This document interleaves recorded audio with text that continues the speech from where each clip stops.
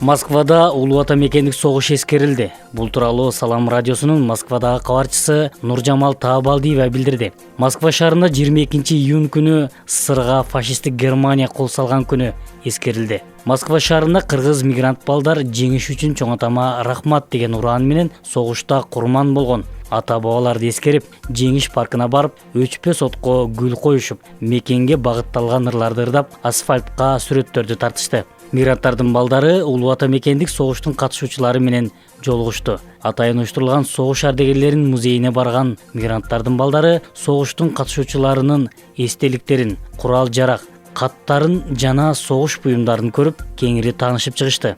Уюштуруучулардын айтымында мындай аракет аз да болсо жаш жеткичектерди, ата-бабалардын эрдигин баалап, мекенчилдик сезимдерди пайда кылат деп белгилешет.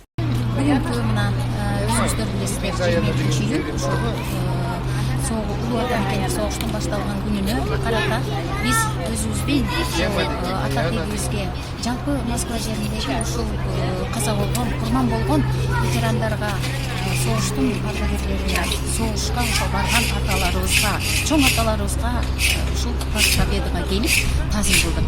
Эң жакшы кече болду. Жалпы кыргыз коомчулугу өзлөрүнүн балдары менен кийинки биздин ушул муундар менен келип, баарыбыз бирге достук менен биримдикте ушундай эң жакшынакай кечени өткөрдүк.